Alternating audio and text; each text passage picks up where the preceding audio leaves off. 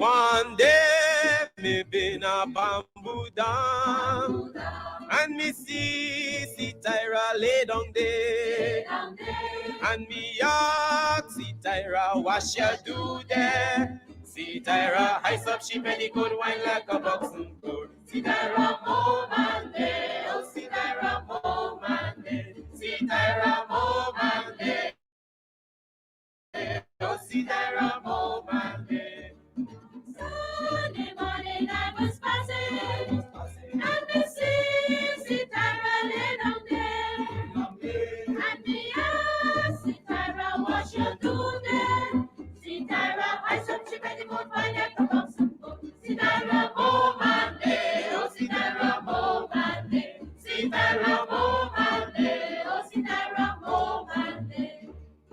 Shake, shake, shake, Tyra, shake, shake, shake, Tyra, shake, shake, shake, Tyra.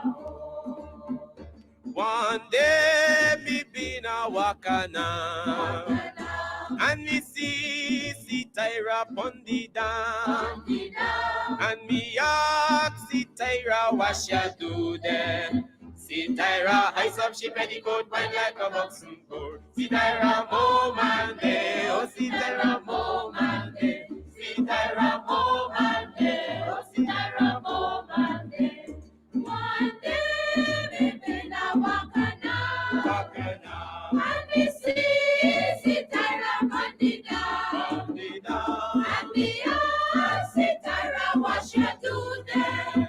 See Tyra ice up she petticoat wine like a boxing coat. See Tyra move and day, oh see Tyra move and day. See Tyra move and day, oh see Tyra move and day. See Tyra Move and day, oh see Tyra move and day. see Tyra Move and day, oh see Tyra. move and day.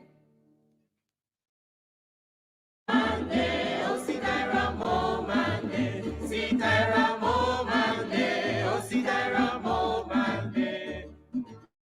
Sunday morning I was passing, and me see Tyra lay down there, and me ask see Tyra what you do there. See Tyra ice up she petticoat wine like a boxing coat. See Tyra move and day, oh see Tyra move and day. See Tyra move and day, oh see Tyra move and day.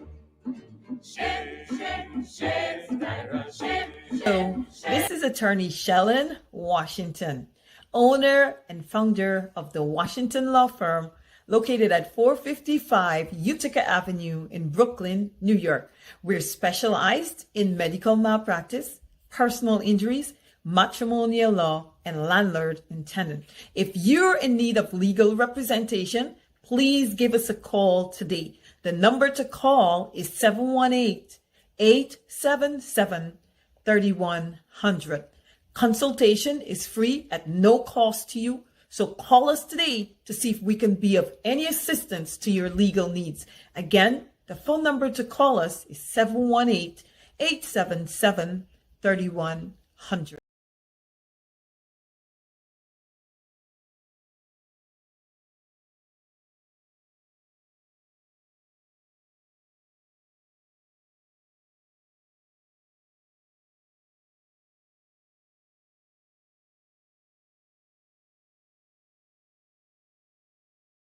Yeah, my name is Jacinty Caldata Francis C. Vietnam, and since 1965 I become a voter, and I always place my ex next to the cop, and what they are doing today, I can't take it.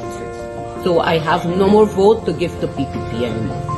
I'm not going to vote anymore no more. If they have to lose by one vote, they're losing it by data. I have none.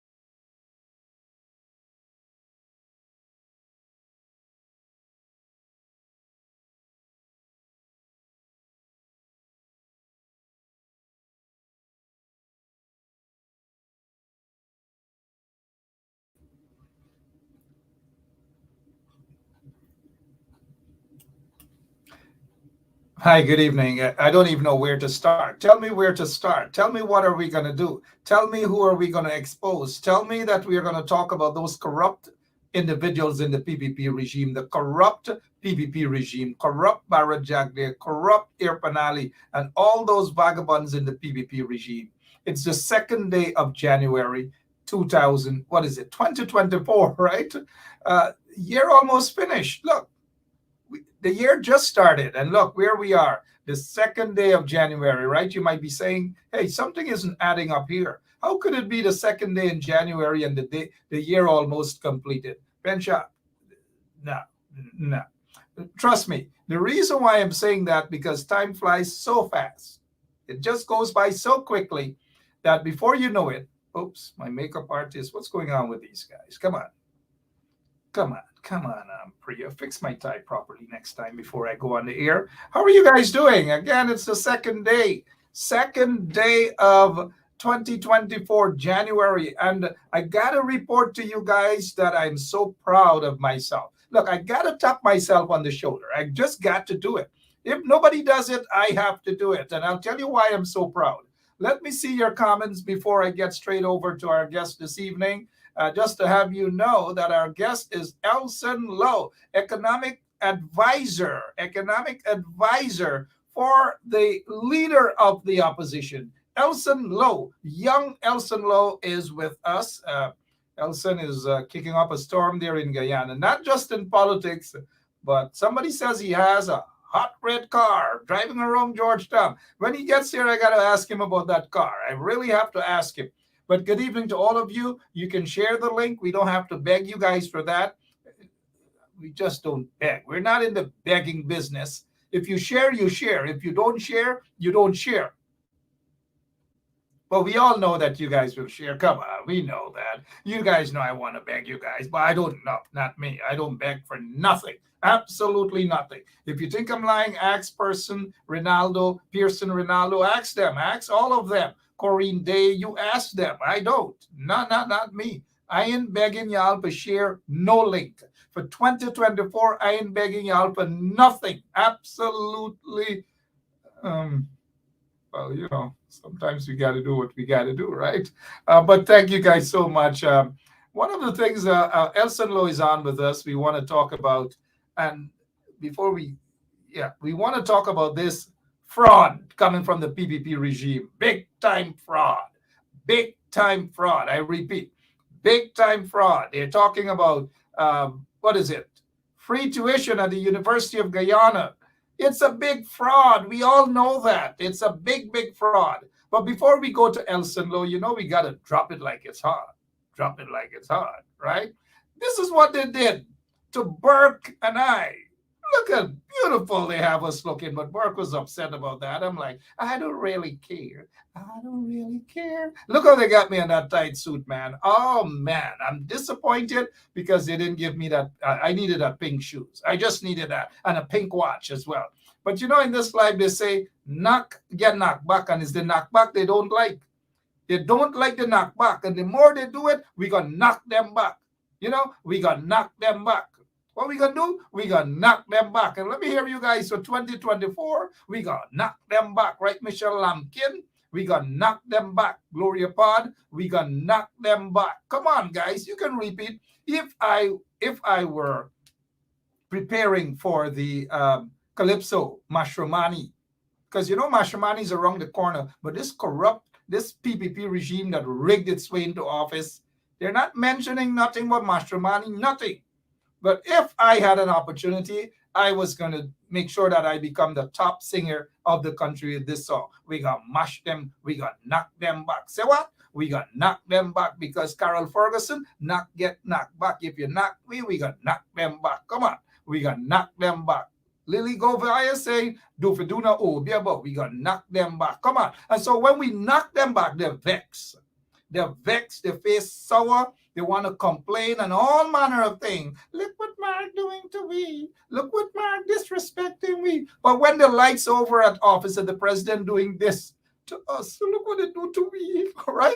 They were laughing. They jumped on top of on the seawall. They do all sort of things. And then when they done do what they got to do on the seawall, they start laughing.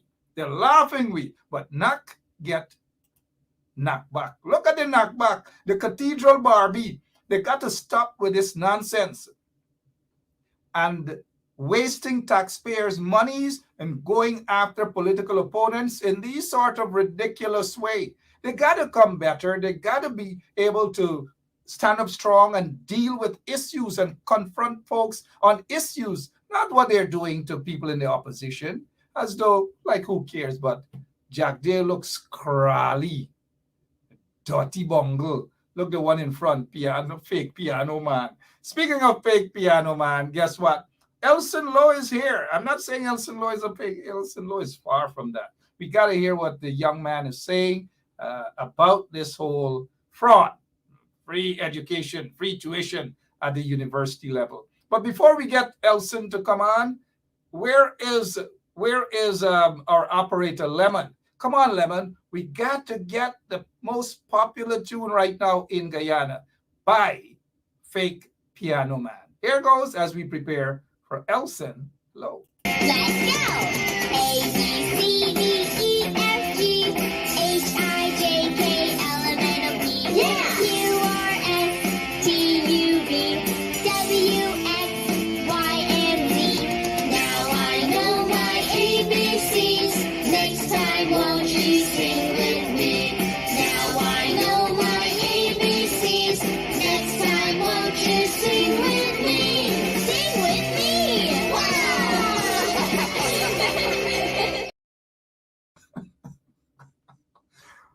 At the university, what a tune! That's nursery rhyme. I remember that from way back, Elson, way back nursery school. The guys at the University of Guyana probably hearing that and saying free tuition, free tuition. But first of all, good evening to you, Mr. Lowe. Long time you haven't been on here. How's Good it going? evening. Good evening to you as well. I guess that's an appropriate song given we're going to be talking quite a bit about education in Guyana tonight. But yeah, it's always good to be on. It's always good to have you on. And since you like the tune, look, Lemon, we might as well play it again for Mr. Elson Lowe and all the other folks there. Let's go, guys. Let's go! A, B, C, D, E, F, G, H, I, J, K, L, M, N, O, P, yeah! Q, R, S, T, U, V, W, X, Y, and Z. Now I know my ABCs. Next time, won't you sing with me? Now I know my ABCs. Next time, won't you sing with me? Sing with me! Wow! Some folks are calling for the wheels on the bus go round and round. Mr. Lowe, what's going on? How did the new year start you, sir? Tell us a little bit. Good. I'm looking forward to the new year. Last year, I think, was quite an interesting one. We were able to see, get definitively from the PPP really what their stance will be like in terms of someone has put it bad-mindedness, because a lot of people expected that there'd be a lot more put towards improving the lives of average Guyanese, improving public servants' lives. And that turned out not at all to be the case, despite the government spending in excess of $900 billion over the course of the year. And so I think many Guyanese are now set in their minds that if you're not going to see these benefits when $900 billion is being spent, you're not going to see them at all. So it was a year, I think, that was very edifying. Hopefully this year we'll be able to get a lot of Guyanese to understand that there's really a time for change in Guyana. Absolutely, really a time for changing Guyana. Mr. Elson Lowe is talking about the $900+ billion. We saw a report that they withdrew in excess of $1 billion from the oil fund. Nothing to show other than corruption. What is your take on all of that money that they took out, taxpayers' money, working class people's monies, but yet they cannot show anything that they've done with it? How uncomfortable is that? Well, the simple thing that we want to help Guyanese always to pay close attention to is this: if you've tripled the national budget, effectively that's what they've done. If you've spent in excess of $900 billion, if you're withdrawing oil monies frequently and spending oil monies, it is reasonable for people to expect a substantial increase and a substantial improvement in their standard of living. a substantial improvement in their real wages, a substantial improvement in their purchasing power, a substantial improvement in the quality of the services being provided, whether electricity, whether water. Now, that is, of course, not at all what we've seen, despite this huge amount of spending. And what, just to again give some perspective, it's not that the budget is 60% bigger, it's that the budget is 3 times as large. Now, that's from 2018 or 2019 levels. Now, folks, do you feel that you're getting 3 times as much out of the government, 3 times as many roads, 3 times better water, 3 times better supply of electricity, 3 times better education system? Unfortunately, it's nothing to that effect at all. And so I think people are right to express a lot of frustration. Lots of frustration indeed, Mr. Elson Low, economic advisor for the opposition, leader of the opposition's office. A young man has been doing quite a commendable job there in his position. Mr. Low, of course, throughout the country, lots of people are still complaining cost of living. This oil-rich economy, billions and billions of dollars. It's not trickling down to the ordinary man, woman. But I noticed a comment here from Seafaree's Pride. They're saying $900 billion, $900 billion for friends and families. What's the mood like, sir? You're there on the ground physically. You move around Georgetown and other places. What's the mood on the ground, regardless of ethnicity, regardless of political persuasion? It doesn't really matter what's happening on the ground. What I would say, Mark, and this is from what I've been hearing from various sectors, people of different ethnicities, is I think there's a little bit of shock. I think a lot of people expected or had the hope that once the PPP came back in, that they would govern well, the money would flow, as they say, and that they'd be able to get a slice of that for themselves. I think a lot of people were optimistic of that. But I think that after a couple of years, they've resigned themselves to the knowledge that that's not going to happen.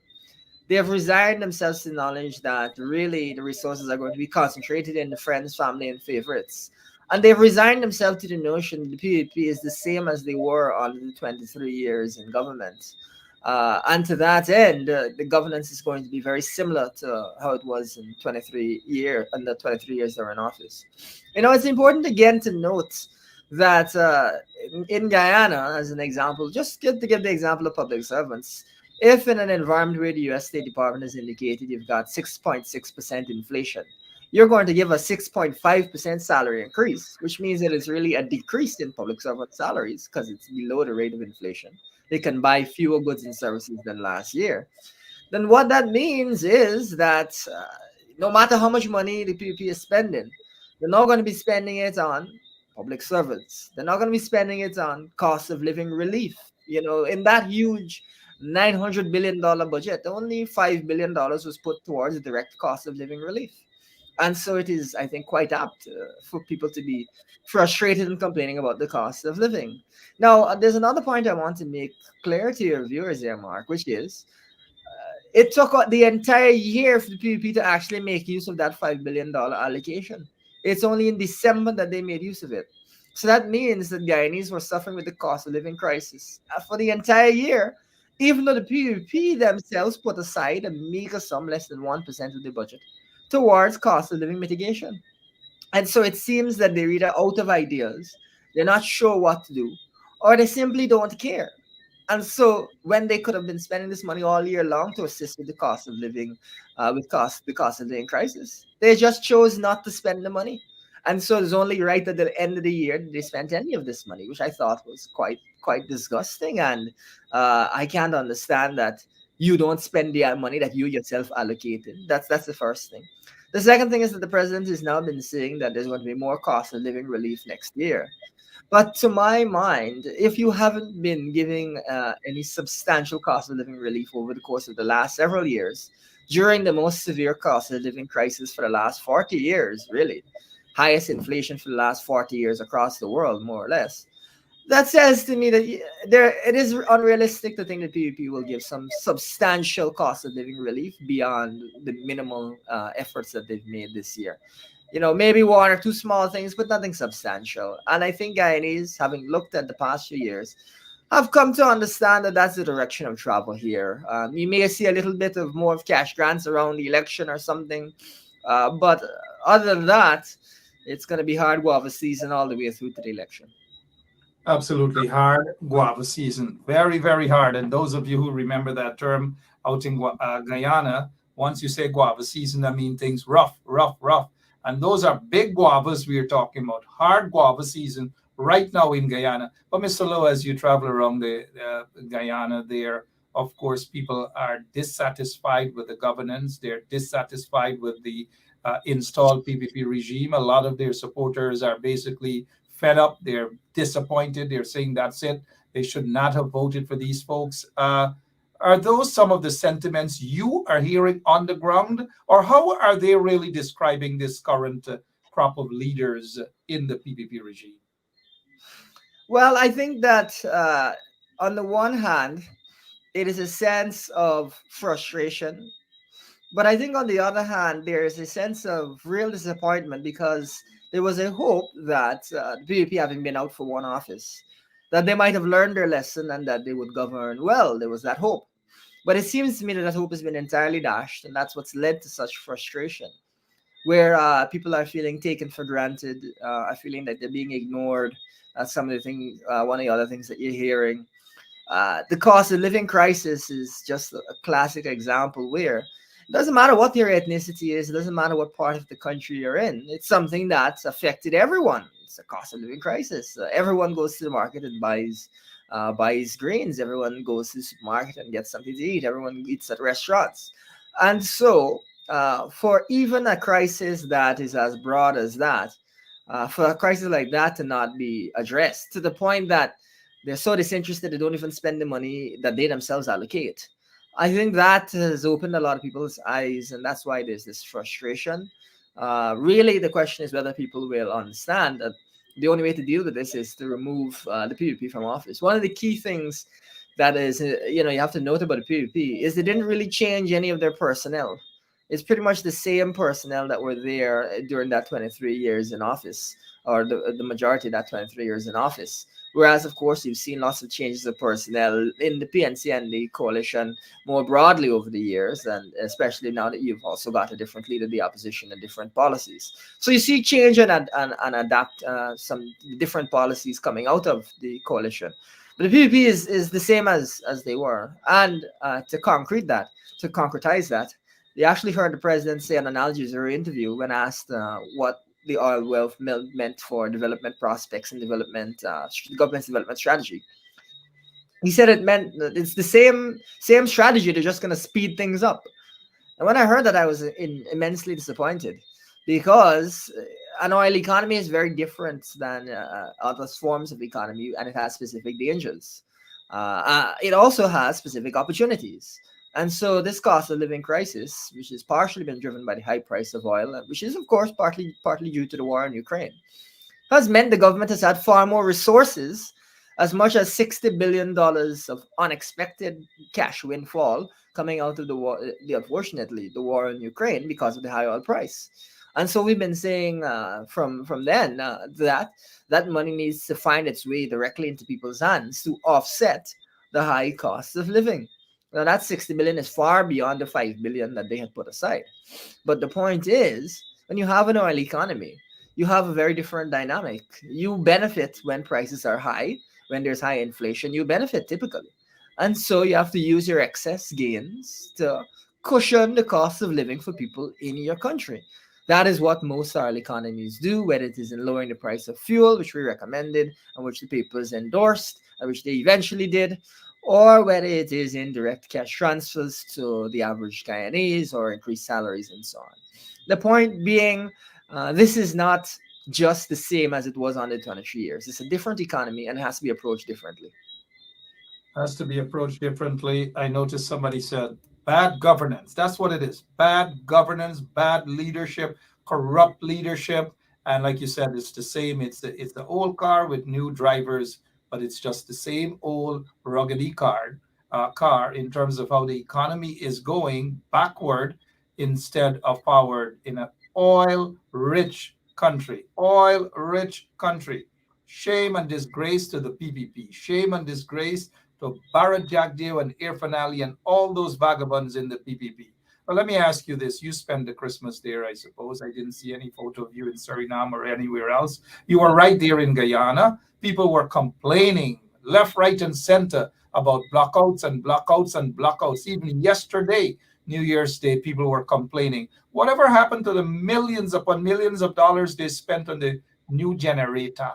What happened to those new generators, sir? Yeah. Well, when GPL said that the generators would be here for Christmas, GPL meant literally Christmas Day, because I think just a couple of days before they were still installing them, and I'm not sure that they've finished installing them. I haven't seen them announce that that process has actually been completed. But really, those generators and their late installation is a symptom of a broader problem. That is to say, the PPP is interested in brinksmanship, doesn't carry out the appropriate studies, doesn't follow studies so as to be able to properly plan, even for something as simple as electricity. We must always recall, or it's important to recall, that GPL had given estimates previously that power consumption in Guyana in 2023, 2024, and so on would grow. And so it was no surprise, really, that the power consumption in the country exceeded capacity. It was always in the projections that GPL had put forward. Now, for the government to not have followed those projections and provided GPL with these generators earlier, to me, it represents a government that's asleep at the wheel and has no interest in proper planning. It is not that it was a surprise that Guyana's power consumption increased. That is what GPL said all along should happen. And the level that they said it should happen required additional power generation capacity. So for the government to not provide that, to me, simply the government not doing its job, and it's not an example of poor governance. In fact, they've decided to run things so closely that, number one, just having one generator down causes massive amounts of blackouts across the country. And two, really, even with this increased capacity that they're installing, the projection for next year is higher than the increased capacity when you add that in. And so we anticipate that again in 2024, in a couple of months, perhaps, as soon as perhaps a couple of months, you're going to see an electricity shortage again. And so this really, to me, is symptomatic of such poor planning that it's frankly unbelievable, where you, first of all, don't follow GPL's estimates for 2023 and end up in a shortage, which was completely preventable. And then you don't get enough capacity so that in 2024, you're likely to be in a shortage again, only a few months after having installed additional capacity.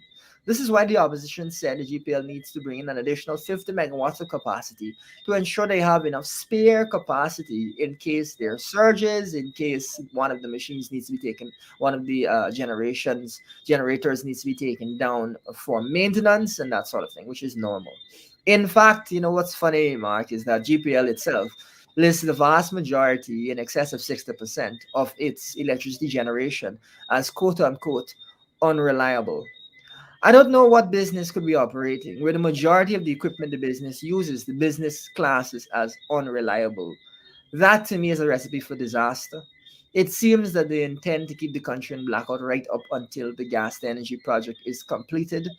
And it seems that they don't really understand that it is important to have backup capacity in case something happens, even at the gas-to-energy project, such as a transmission line being hit down or something to that effect, which is perfectly reasonable, something that could totally happen. Now, this indicates to me that Guyanese, unfortunately, have to be quite pessimistic about electricity generation over the course of the next couple of years, and understand that the PP fully well intends to keep Guyanese in blackout. Well said, Elson Low. 34 minutes after 8 o'clock Eastern Standard Time. It's different in Guyana, 34 minutes after 9 o'clock in Guyana.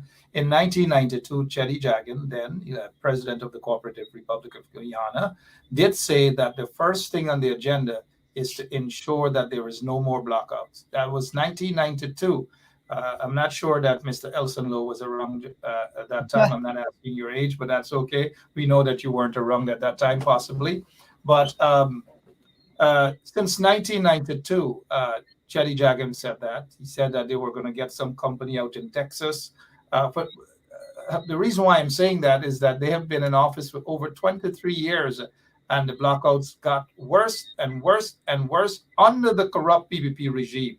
We saw a difference for the betterment of all Guyanese, less blackouts under the coalition government, and more monies were able to be saved, billions of dollars by the coalition government. If the coalition government did that in less than 5 years, why these Kunumunus who have been in office for 23 plus years, they're in office for 3+ years, and they're complaining like little pinkies?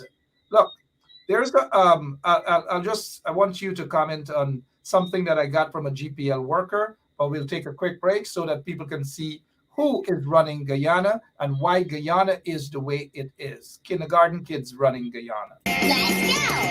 A, B, C, D, E, F, G, H, I, J, K, L, M, N, O, P, yeah! Q, R, S, T, U, V, W, X, Y, and Z. Now I know my ABCs. Next time, won't you sing with me? Now I know my ABCs. Next time, won't you sing with me? Sing with me! Wow! Watch it. Tomorrow you're going to beat drums, and then the next day you're going to play guitar. You beating Tassa drum tomorrow. Bam. Let's get to GPL here. Mr. Elson Lowe, here it is. That a worker is saying, and this person is speaking on behalf of almost every one of the workers here at GPL. It says, hey, good night, Mark. It is not with us here in GPL as vehicle contractors. They have not given us any of the 6.5% or any incentives. That's according to this person here. Just imagine in this oil country, or this is I'm reading what the person says. In this oil country, we are working for $54,000 per fortnight, and $54,000 is just a little over $250 every 2 weeks. And then the person is saying, today it's 2024, and we are slave wages, bro. Please do it for us. We deserve better. When we have to provide gasoline, engine maintenance, tires, repairs, and all manner of things, even if damages are done by technicians, it is our expenses. Bro, please do it for us. We need help for betterment. Thank you, bro. A message from a GPL worker. 6.5, they got nothing. Talk a little bit about what that person just said. Yeah, well, my first thought when he mentioned what he was getting is that's brutal. You know, that's very difficult to live off of that much money. That must be very, very difficult. But the thing that we want Guyanese, again, to get some perspective on, to understand really the direction the country should be traveling in, the direction that it's not traveling in, is that by the end of this year, if you adjust for prices, purchasing power parity, excuse me, Guyana will be amongst the top 5 or 10 countries in the entire world in terms of your per capita GDP, your per person income, if you look at it on a national level. And that's because of the extreme growth rate that we've had, 60%, 20%, 40%. This year is going to be nearly 30% again. These are very huge growth numbers, and we've seen the economy triple and more than triple in a very short space of time. What this means is that, of course, money is available, and you've seen the government budget triple in a short space of time.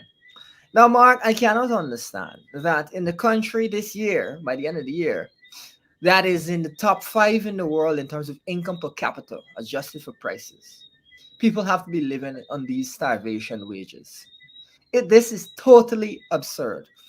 Last year, Guyana was wealthier per capita, per person, than the United Kingdom, adjusting for prices, than the United Kingdom. And this year we've blown straight past the United Kingdom, blown straight past the Eurozone average, and we're now going to be up amongst a very few number of countries in the entire world. The reason people are poor in Guyana, the reason people are struggling in Guyana, is not because Guyana is in a difficult position. It is a deliberate decision by the government to have people punished. There are resources available, and Mark, how we know there are resources available? They tripled the national budget. They're spending $900 billion, and this year they're likely going to come with a budget in excess of $1 trillion Guyana dollars. Budgets only a few years ago used to be a 200 and something billion, a 300 and something billion. Now you're looking at 900 billion or $1 trillion. There's clearly money available. They can't hide behind the idea that there's not money available. Because if there wasn't money available, how could they be spending? They wouldn't be spending these huge numbers.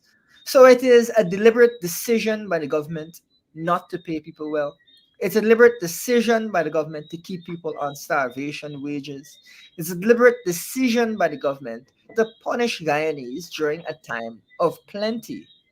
This is a real tragedy, but it's a tragedy that the PPP has given no indication is going to let up anytime soon. Absolutely. 40 minutes after 8 o'clock, Elson Law, economic advisor for the lead of the opposition in Guyana. For those of you who are now joining us for the first time of the year, Happy New Year to all of you. We wish you a prosperous and successful one. Moving on to other things we saw in the news earlier, I believe, let's give newssource.gy, and also in Village Voice, you can see it as well. So here is I need your take on this, Mr. Lowe. News source, President. Well, I don't address him ever at that, but Irfaan Ali has announced that Public Service Minister Sonia Parag will now move to the Ministry of Local Government. The Public Service Ministry portfolio will now fall under the senior minister responsible for finance in the office of the president. As you know, the Ministry of Local Government, it has been without a senior minister for quite some time, since Dharam Lal, who was accused of raping and buggery, he never really got a chance to go to court. Well, that's another story. But Anand Prasad, a guy who could barely read and write, probably doesn't even understand, probably never read The Economic Hitman. Maybe you can give him a copy of that, Mr. Lowe. But what is your take about this switch here? It's not really, it's really a switch. We're moving from GPL switch that doesn't work to this sort of switch that obviously wouldn't work. My opinion. Your take, sir. The most concerning thing for me here, Mark, is that the Public Service Ministry portfolio is not going to have its own minister, but rather that is going to be buried under a minister who is already very busy dealing with finance in Guyana. And so that says to me that the government has no interest in investing in our public servants in the way that we've spoken about, ensuring that our public service continues to build up skills and to improve its productivity. They don't really have an interest in that. And so they probably just think that the Public Service Ministry doesn't really need to be a ministry. And so they can just put it underneath that, Ashni Singh, and no one will notice it anymore. It will disappear gradually into the background. That is a tragic thing to see. But it represents a broader PPP belief that the public service is not vital in Guyana and therefore is not worthy of benefiting from the resources. One of the arguments they've been trotting out, which I find to be absurd, is that our revenues cannot be put towards public servants. They must only be benefiting from the non-oil economy. First of all, that is ridiculous, given that the national budget is growing because of the oil economy. And second of all, that reflects to me their total lack of understanding of money and finance and oil economies. Because, Mark, you could have provided public servants double the increase that they provided, easily provided them double the increase that they provided, if you had just used the interest that we got from our sovereign wealth fund, the natural resources fund. So you don't even need to dip into the oil resources. You could have just used the interest to give public servants a substantial increase far beyond what it is that they gave them here. This shows me again that they don't have any idea what they're doing. And so moving this ministry gives me an indication that they are doubling down on the policy of not believing that the public service is important, which I find to be doubly ironic, given that it is public servants who are involved in administering the same oil industry that's generating these benefits. And you may recall a controversy over the course of the last couple of years over the audit of oil expenses and in excess of $200 million being in question as to what was happening with that money. Now, of course, if you've got a properly staffed public service, especially when it comes to your oil resources, you'll be able to deal properly with those issues. The GRA has been crying out about its auditors being poached by oil companies for higher salaries. So this says to me that if you were to pay public servants appropriate salaries and invest in them, you could save substantial amounts of money rather than running into all sorts of controversies and don't know where money is and what is going on with these funds and if we're going to get them back. You can avoid all those controversies and ensure that you get what is due to Guyana, which is hundreds of millions of US that are in question, if you invest in that public service. But the PPP is not interested in good governance, proper governance, and so moving that ministry under a minister who's already fully engaged, to me, is another sign, another symptom of the same disease. It is tragic, but it does leave room, I think, for us to again say in the opposition that we will invest in public servants in terms of improving their skills and improving their productivity, that we will pay public servants better wages, knowing that if we expect more out of public servants, we have to compensate them. And that we believe that public servants have a right to a living wage in a country which is, right now, by some measures, the fifth richest per capita in the entire world. So we have to ensure that those wages are internationally competitive in order for us to move forward in terms of improving governance in Guyana. I don't think that you have to sell the opposition much, otherwise, other than they need to get their act together quickly. Having said that, though, the coalition demonstrated that they are by far can govern the country way better than these Pakus who are in there, who have been installed through rigged elections in 2020. We saw an increase in public service, folks in the public service. We saw an increase in terms of pensioners. We saw everything just trying to get back on track to repair a country that was virtually destroyed by 23 years of corruption of Jack Day and all of his goons. We saw, as mentioned earlier, a better situation, at GPL. GPL was losing hundreds of millions of dollars, but instead it began to make a profit under the coalition. But these Pakus in office just cannot govern. Mr. Lowe, as we look at the time, because they have a particular question I want to ask you about this fraud that the PPP committed, promising people free tuition at the university level. But we're not going to touch that right now. I want you to talk. What has really happened to the 214 million US dollars that just went missing just like that? I want to go and push my hands. Sorry, I wouldn't do that. In Jack Day's bank account, that is. I was going to say pocket, but his bank account, to see what is going on, whether the 214 million US dollars went there or it went into Irfaan's bank account. Where did it go? Please answer that question. The other question, 6.5% increase for public servants. 6.5, sir?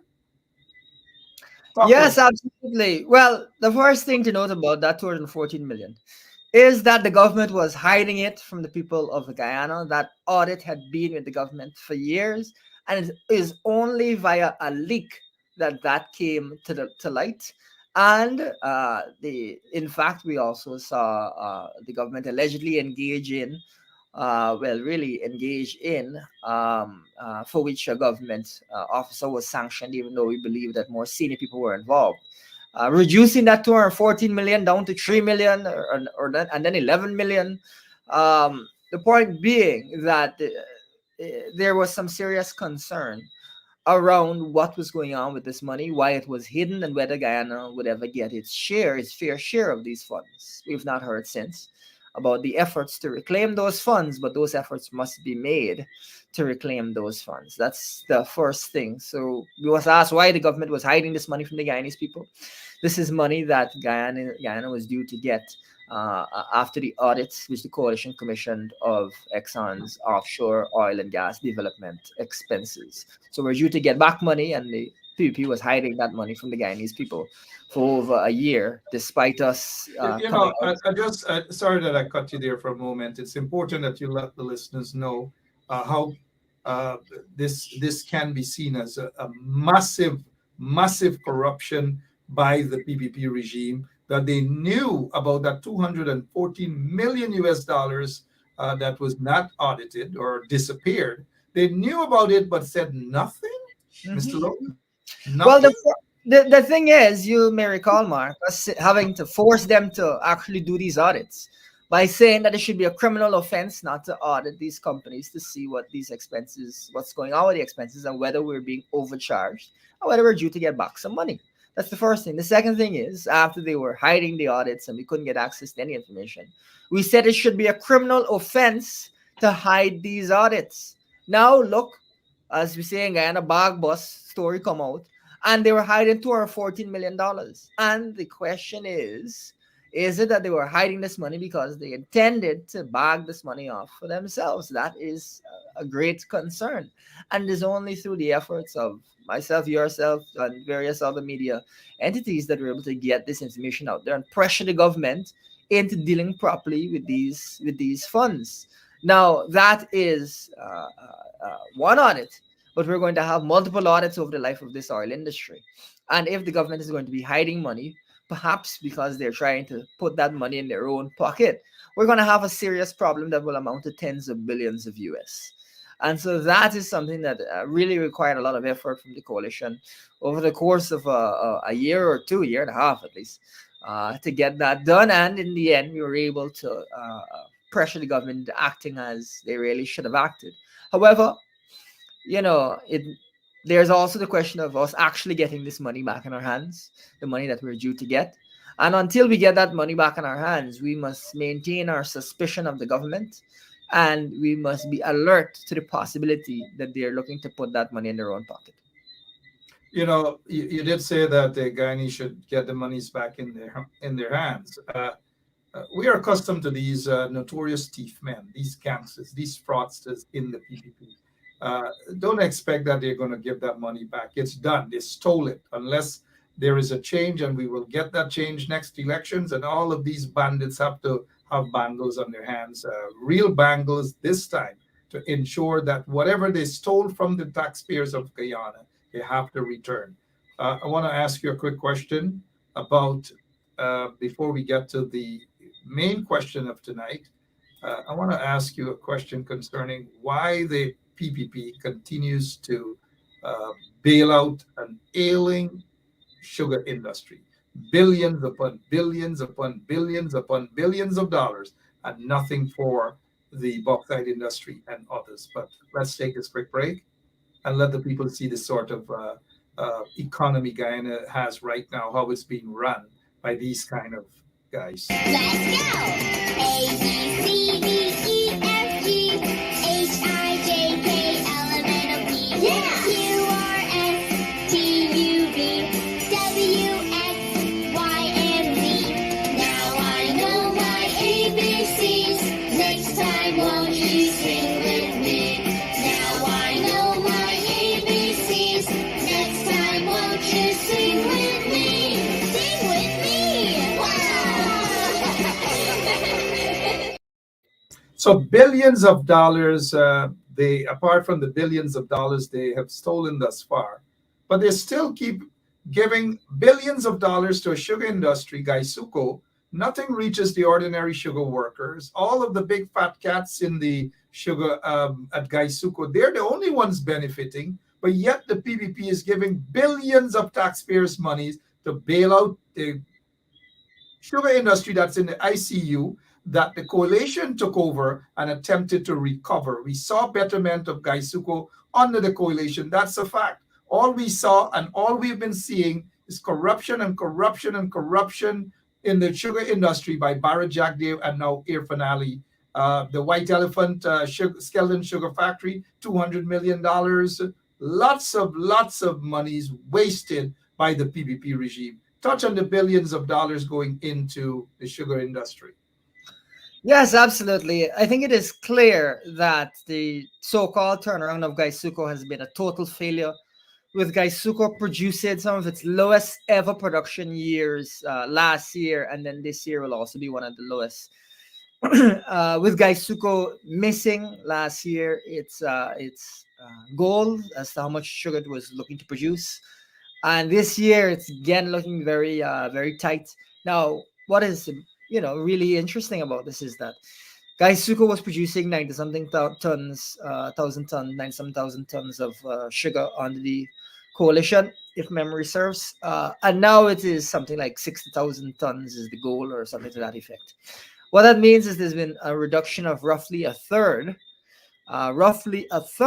in the production target for Gaisuko. So the company is producing far, far below what it was producing under the coalition, when supposedly the coalition was, when people didn't like, or the PPP didn't like the coalition's handling of the sugar industry. But they are doing far worse in the coalition in respect to running the sugar industry. And I think this should put sugar workers should be concerned about their livelihoods, because this means that the PPP perhaps is looking to gradually wind down the industry and reduce its overall labor force substantially. Now, the coalition recognized that the sustainable level of sugar that we could produce was in that 90,000 ton range. What we're doing is producing sugar way below that range, which implies that the PPP could be looking to get rid of a lot of sugar workers.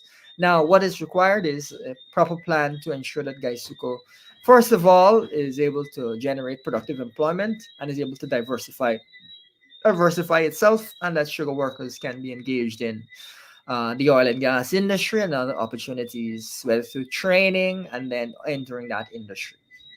So we need to make sure that Gaisuko workers are put towards productive use for the economy, that they're benefiting the economy. And we need to recognize as well that it has been a total failure. The PPP's record for Gaisuko is a total failure, because if you can't even meet a production target that has been so substantially reduced, the question is, what can you meet? Absolutely. What can they meet? 57 minutes after 8 o'clock, Elson Lowe, economic advisor for the opposition, leader of the opposition's office. We'll take a quick break and we'll be back with our final topic of discussion: fraud. The PPP committing fraud. In their elections campaign, they promised right away free education, free tuition at the university level, right off the bat. That's what they said they were going to do. We'll be right back with that final topic. You got to hear what Elson Lowe has to say. Don't go anywhere. We'll be right back. Yeah, my name is Jacinty Caldata, Francis C. Vietnam, and since 1965, I become a voter. And I always place my X next to the cup. And what they are doing today, I can't take it. So I have no more vote to give to PPP anymore. I'm not going to vote anymore no more. If they have to lose by one vote, they're losing it by data. Oh, Jesus Christ, if cost of living double, I don't know what happened. A pound of sugar is $300 already. Flour, everything gone up. Everything just raising. You gotta get about $40,000 for buy good ration. You gotta get 3 man now. A weekend man, a monthly man, and a fortnight man.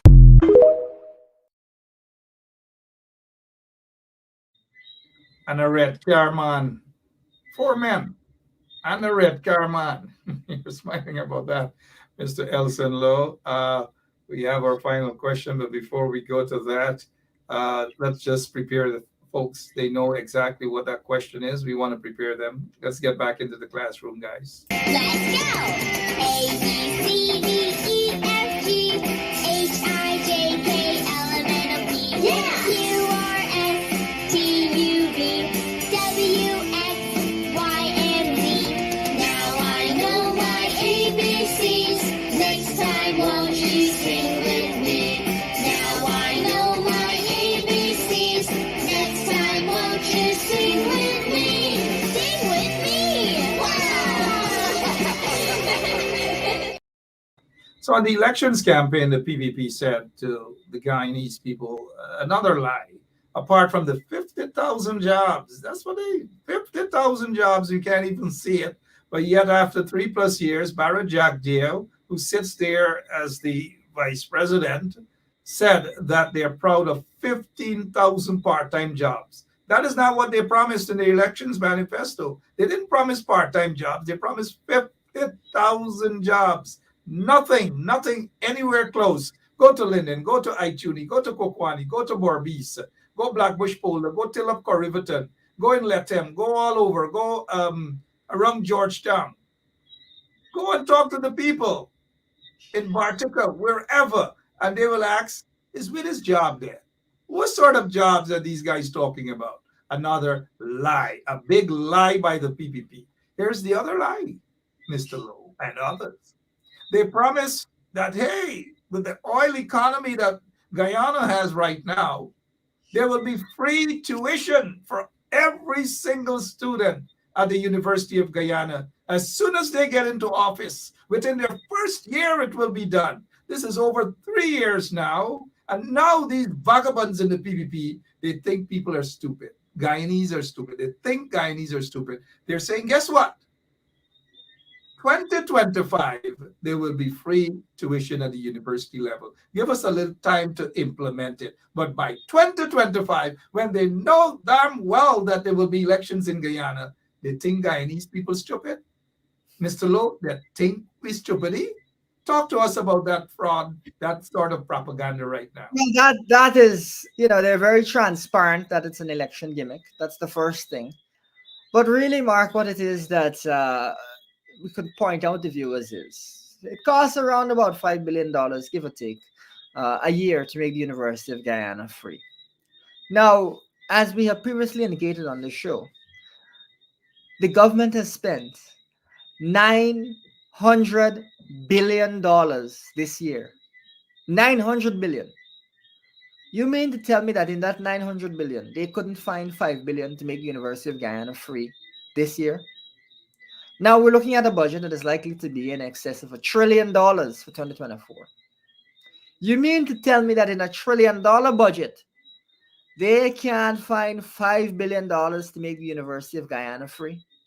They can't find that? But even further, Mark, it goes further than this. Because as much as many people are saying, UG will eventually be free in 2025, I want to point out to them some remarks that the president made on around the 22nd of December, so only a couple of weeks ago. The president said, when we move to free education and you don't have the responsibility of an education loan, it becomes even more difficult to get you in the workforce while you are studying. Our education system must provide a requirement for hours at work. Now, folks, is the president then going to put a requirement for you to work in order for the University of Guyana to be free? No one, as far as I know, ever discussed anything like that. And here we have the president making these remarks that our education system must provide a requirement for hours at work. So this free education isn't free. Folks, we want to remind you that in the Constitution of Guyana, it says you're entitled to free education from nursery to tertiary. Entitled to it. But instead, the PPP is saying that, unless you're working, you can't have free education. They've never been serious about free education. And they're acting as if, they're dragging the feet as if they don't want to do it. And it disturbs me. It disturbs me. The PPP seems to think that you can only be able to get free education if you're working. So for all those people who are from families who may not have the highest income, who may not be working but looking to study, your family will still have to pay for the University of Guyana. That is the level of absurdity that we're dealing with here under the PPP. And so I think it gives an indication that they don't want to make the University of Guyana free. They're doing everything in their power not to make it free. I don't know how the president, in any man of good conscience, could have said. I mean, it really disturbs me. Let me put it that way. To hear that him say there must be a requirement for hours at work when we're talking about free education. It's not free. This is absurd. And it ignores a couple of other issues. One being, many people have already accumulated University of Guyana student loans. I haven't heard anything from the PPP about forgiving those loans. We in the coalition have said we'll forgive those loans and we'll compensate those who are here in Guyana who have paid in cash and therefore wouldn't benefit from forgiving the loans. We have said that because we believe that this is an injustice that must be remedied. and that we must encourage people to take on university education. We further doubled down on that by saying that we're going to give 50,000 people $50,000 a month for a student stipend to encourage them to seek further education, to, to help them to bear the costs of further education, and really to incentivize people even to go back and get even more education, because we see that as vital to the growth of Guyana's economy, vital to pushing innovation, vital to moving Guyana forward. The IDB has put out studies over the years which have indicated that Guyana's adoption of technology, innovation really, is one of the lowest in the Caribbean. Now, it is understandable that if you don't have an emphasis on the University of Guyana, you don't fund the University of Ghana as you should. You don't make the university free and provide students with support. It's very much understandable that you wouldn't have a business sector that is as technologically developed, or as technology that adopts technology as easily as the other countries in the Caribbean. And we're not talking about the other countries in the world here. We're just talking about our peers, our neighbors. That to me is a damning indictment of the 23 years PP spent in office and of the years that they're spending in office now. And so, to me, this is nothing but a travesty. And if the PPP is to put a work requirement on making university education free, it will, I think, disturb Guyanese. But you know what, Mark? I don't think any Guyanese would be surprised. Nobody's really surprised 6 minutes after 9 o'clock, because look at the type of people they have around them. They're not even concerned about university. Look at some of them went to IFLAT University. We just see the conduct of some of these folks. They bark, they yell, they cuss out, even when they're hosting some so-called shows on Facebook. And they belch. Well, some of them do that too. All manner of nastiness they do. We know who they are. Big bush, big hair guy, mad. All manner of things that Mr. Elson Lowe, but for 2024, we will do it even 10 times better in exposing them, the corrupt PPP regime. We will continue doing just that.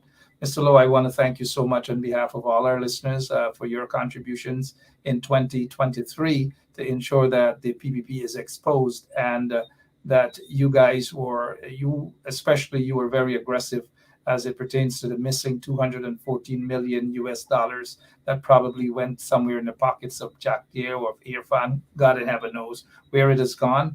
And we cannot sit and expect them to put it back. They're not going to return it. We got to take it back somewhere, somehow, at some point in time, albeit the elections, they have to be voted out of office next time around.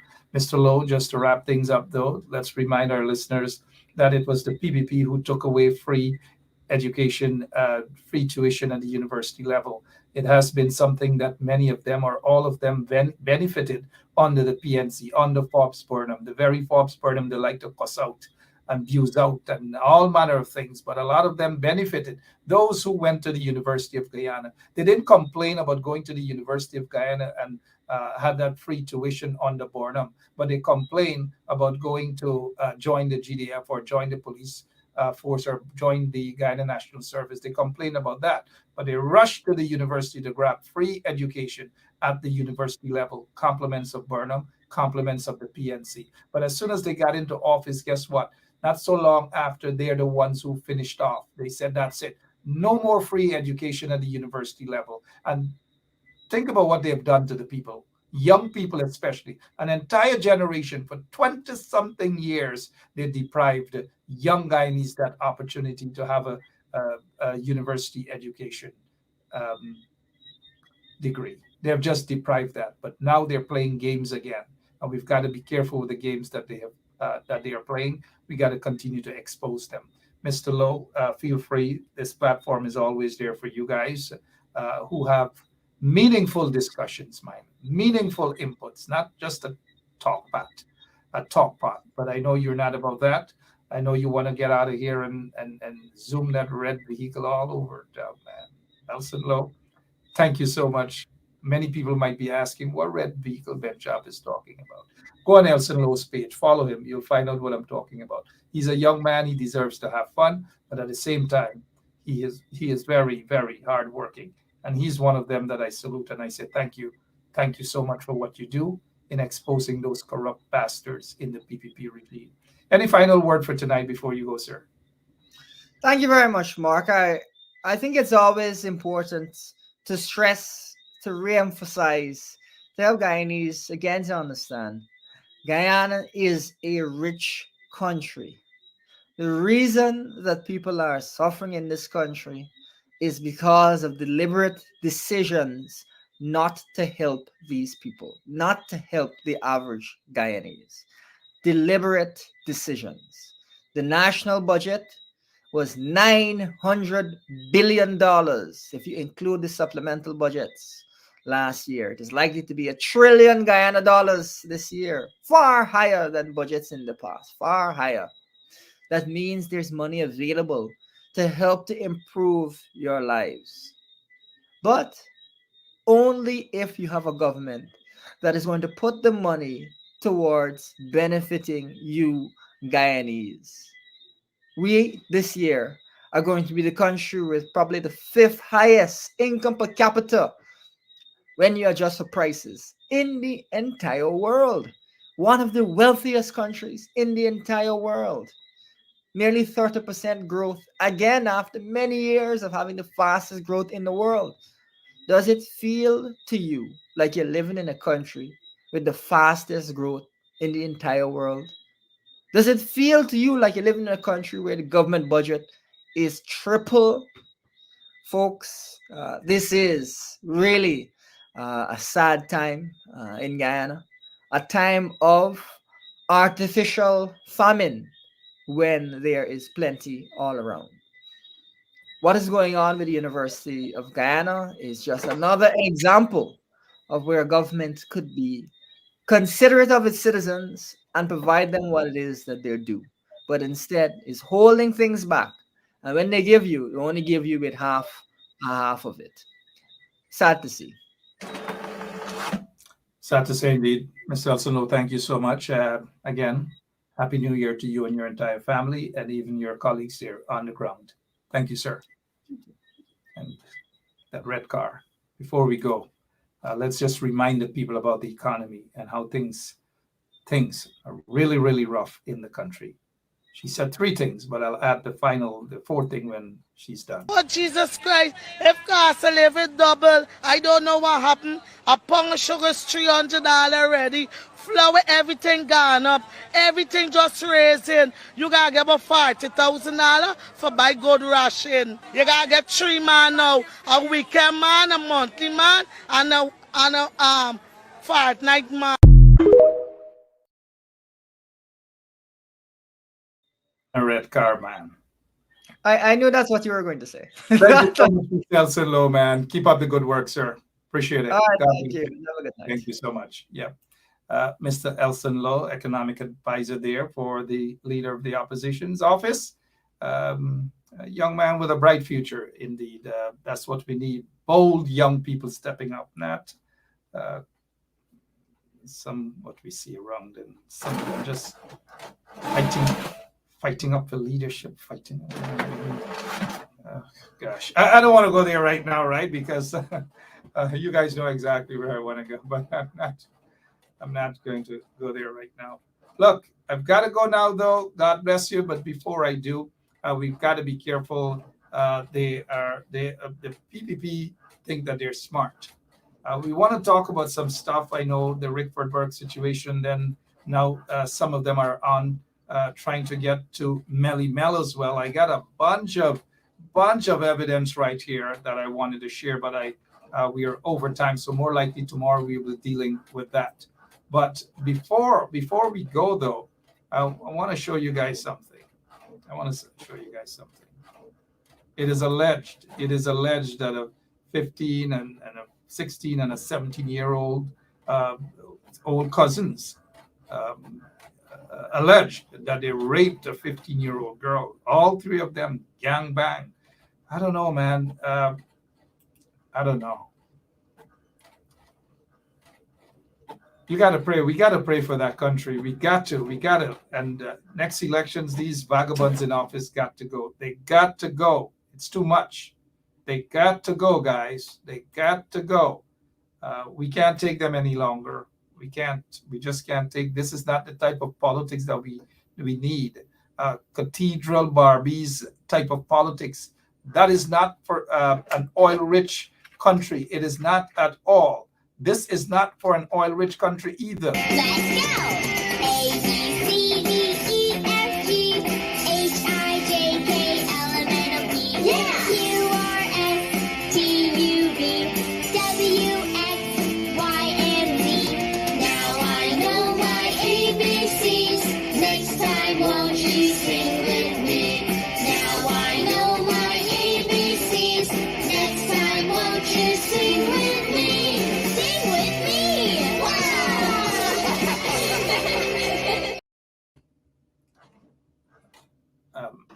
For some reason, I think I heard Emma at the studio door, right? It's like she heard that. If she only knows who was actually playing that, I don't know. But hey, I've got to go. I'll be back tomorrow, same place, same time, right here. Wayne Caesar is away. He's away. I'm not going to say where he is. He's on the road. He's away, work related, but he's away. He will be back with us hopefully tomorrow. But Mr. Caesar is away, just so that you know, some of you inquisitive folks, good one, mind you. And look, guess who is going away? Jane Miller, the current UK High Commissioner to Guyana. She's going away. I don't know when she's returning. Don't know when Jane is going to return, but her deputy is not going to be in the position. Instead, a former High Commissioner, Greg Quinn, is going to be back. He will be back in Guyana sitting in for Jane Miller while Jane Miller is away. I repeat, while Jane Miller is away, Greg Quinn, former High Commissioner, UK High Commissioner to Guyana, he's back in Guyana. He's back in Guyana, back there in Guyana. And so I just thought I'd let you guys know that, back in Guyana. All right, so that's what it is. But for now, my name is Mark Penshop, and have a wonderful rest of the evening. God bless you. Continue to pray for Guyana. Please continue to pray for Guyana. Those vagabonds, those thieves, that's what they are. Jack Deere and Irfaan, they're a bunch of vagabonds. No good. Got to go, though. Tomorrow will be lots and lots of things we'll be talking about. About Pinky. Yeah, Pinky. Pinky and Stinky. Pinky and Stinky. God bless you all. See you all tomorrow. Same place, same time. Let's go! A, B, C, D, E, F, G, H, I, J, K, L, M, N, O, P, yeah! Q, R, S, T, U, V, W, X, Y, and Z. Now I know my ABCs. Next time, won't you sing with me? Now I know my ABCs. Next time, won't you sing with me? Sing with me! Wow! Hello, this is attorney Shellen Washington, owner and founder of the Washington Law Firm, located at 455 Utica Avenue in Brooklyn, New York. We're specialized in medical malpractice, personal injuries, matrimonial law, and landlord and tenant. If you're in need of legal representation, please give us a call today. The number to call is 718-877-3100. Consultation is free at no cost to you. So call us today to see if we can be of any assistance to your legal needs. Again, the phone number to call us is 718-877-3100. Yeah, my name is Jacinty Caldata, Francis C. Wakenham, and since 1965, I become a voter.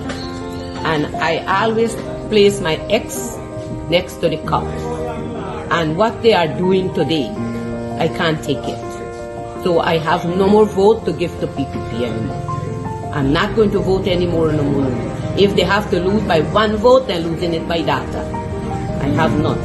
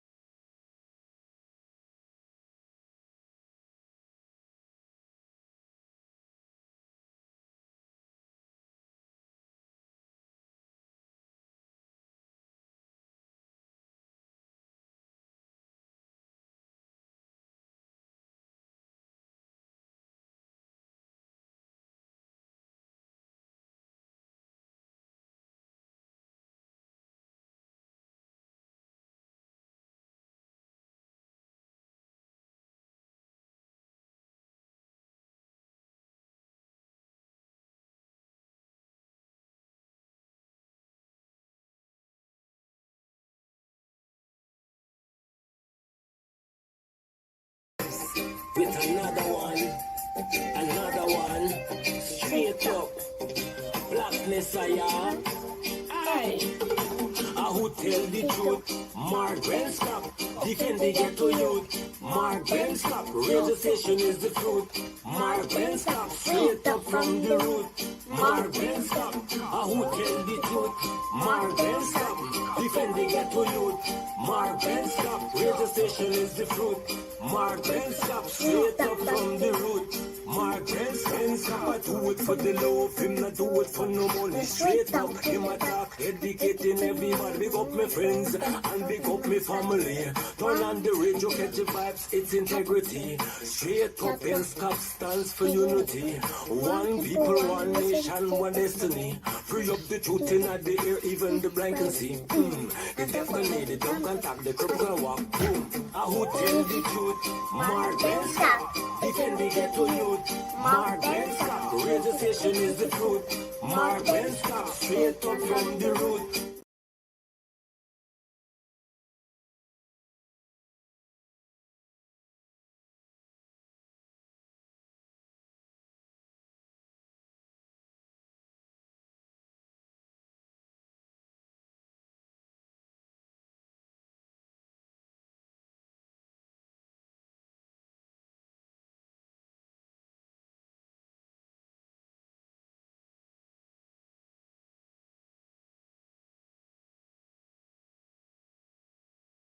So, a pleasant salutations to the flag of the United States of America and to the republic for which it stands, one nation, under God, indivisible, liberty, and justice for all. Have a great day, everyone.